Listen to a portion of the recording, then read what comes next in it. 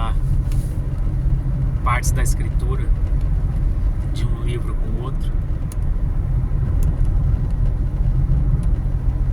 E automaticamente, você quando está lendo ou ouvindo, ou se lembra de alguma determinada parte da escritura, meditando naquela parte, às vezes te linka com outra parte da escritura, com outro livro.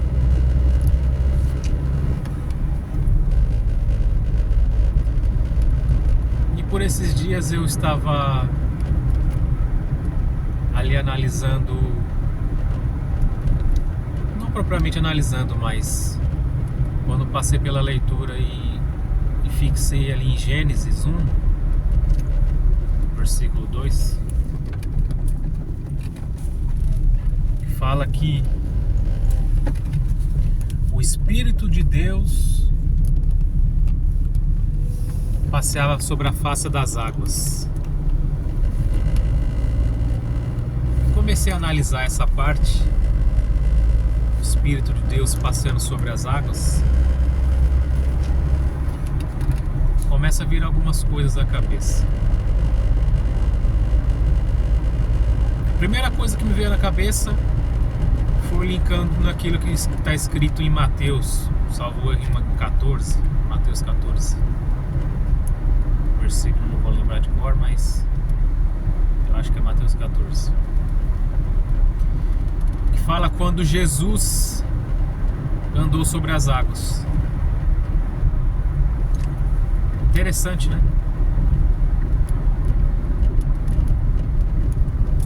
Que a própria Bíblia diz que ele é o Verbo, segundo João. Ele é o Verbo que se fez carne e se tabernaculou entre nós. Tem muita revelação nessa palavra, se tabernaculou. E algumas outras traduções diz se encarnou.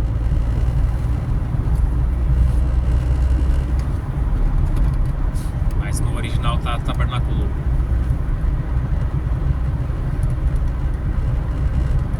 E a Bíblia, ela funciona de uma forma que geralmente está escrito no Velho Testamento, aconteceu literalmente, mas não quer dizer só acontecimento literal. Muitas passagens ela revela o futuro, tem o seu contexto ali imediato, literal da coisa, tem o seu conceito ali espiritual e tem o seu conceito ali para o futuro. Como também há coisa que é só literal e também há coisa que é só literal, mas muitas partes da escritura ela tem diversos tipos de revelações. E nesse caso não é diferente. Quando Deus ali diz que o seu Espírito andava sobre a face das águas, já estava profetizando o que Jesus ia fazer lá na frente. E Jesus assim cumpriu mais uma parte da escritura. Ele andou sobre a face das águas. Parte literal em Gênesis, parte do futuro, quando Jesus andou sobre as águas. E o que a gente consegue analisar no contexto espiritual da coisa?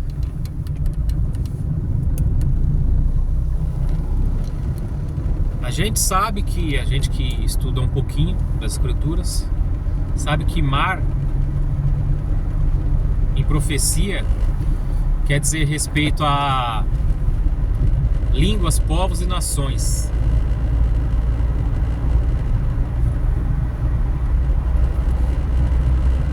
E quando Deus andou sobre a face das águas, que nação? Ele estava andando por sobre que nação? Sobre que povo? Ali ele ainda não tinha criado o homem, certo? Penso eu, entendo eu, que ali ele estava falando dos anjos. As nações angelicais, que são muitos anjos criados.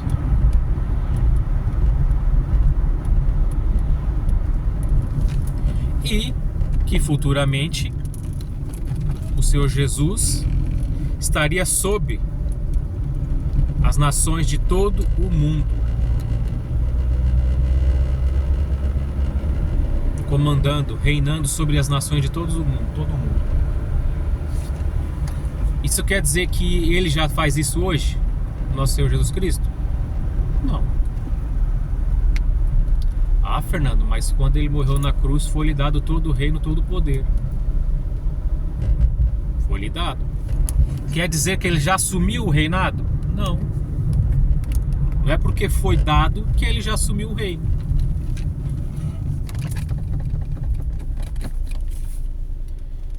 Vou citar uma outra parte da escritura que ele prova isso que eu estou dizendo. Como exemplo. Quando Davi foi ungido rei por Samuel, não sei quantos anos ele tinha, mas ele era jovem. Só que ele foi ungido como rei, só que ainda havia um rei em exercício, certo? Que era Saul. Deus já havia o rejeitado, mas ele ainda era rei. E Deus já tinha ungido o Davi como rei, mesmo tendo um outro rei em exercício. O que é que Davi teve que fazer? Teve que esperar. Esperar e nesse meio tempo crescer como homem, como pessoa, como filho, como marido, como pai. Crescer espiritualmente, principalmente, até chegar ao ponto de ele assumir o reinado.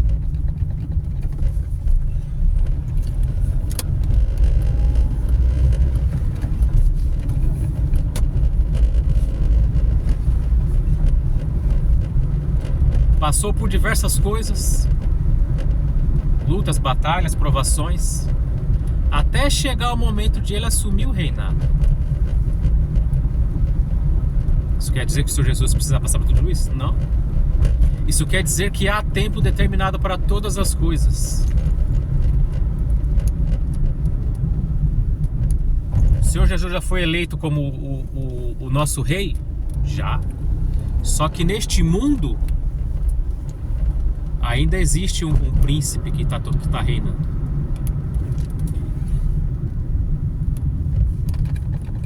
O próprio Senhor Jesus disse que os reinos desse mundo estão na mão de um príncipe.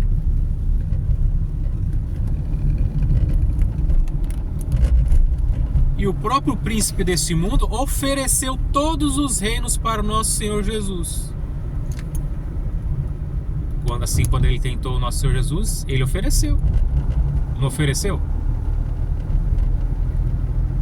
Proste-se a mim e me adores, que te darei todos os reinos deste mundo.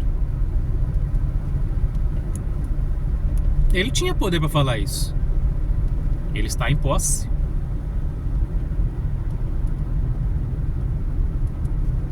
Adão praticamente entregou na mão dele a posse deste mundo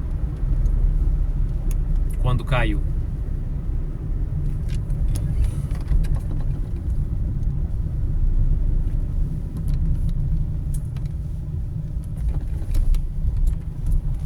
Ou seja, o Senhor Jesus veio e cumpriu o que tinha que cumprir, se sacrificou, se doou, se entregou por todos nós, para reaver este reino que foi perdido pelo primeiro homem. E o último Adão, que é o nosso Senhor, veio nos resgatar, veio reaver o reino. Só que há um tempo, tem que se esperar. Ele fez o que precisava. Agora só aguarda a ocasião própria, o tempo determinado de Deus para poder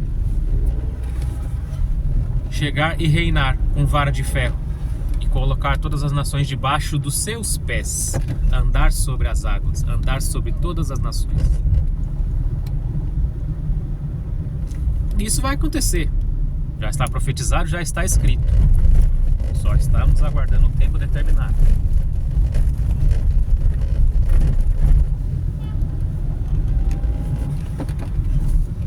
E assim como Saul sabia que seria eleito outro rei,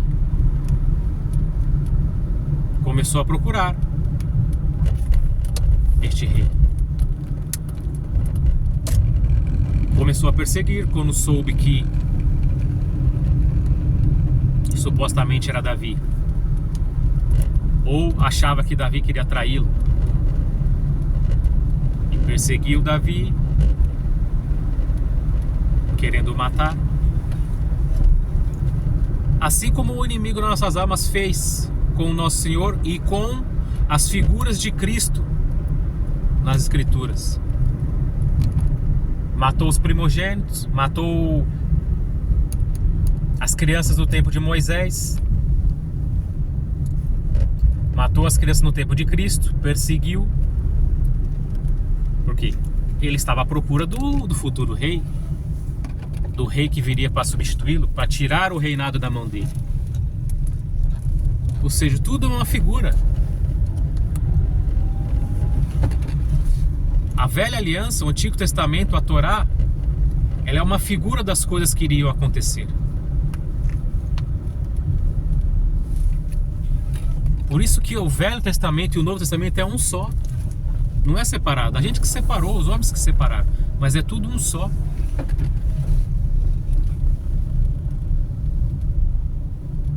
Uma é a revelação, a prescrição, o que supostamente irá acontecer, e a outra é o que comprovando aquilo que estava escrito, acontecendo, se concretizando o que estava escrito. Só que as pessoas dividem em Velho e Novo Testamento. O judaísmo só acredita no Velho, e muitos cristãos só acreditam no Novo Testamento. Ignoram o Velho Testamento. Ignoram mesmo. Se soubesse tanto de revelação que tem no Velho Testamento, não ignorava.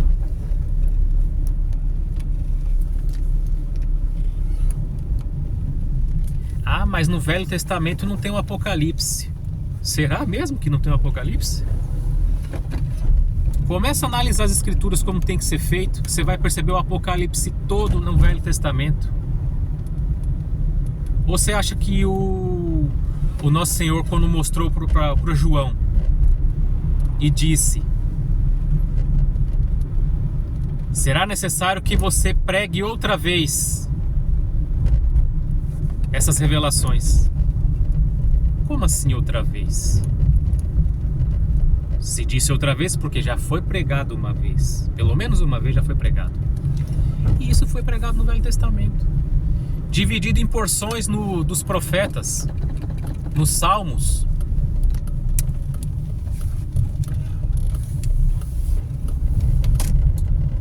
Às vezes os profetas menores, que é muito ignorado pela a maioria dos cristãos, tem muita revelação ali, revelando o Apocalipse.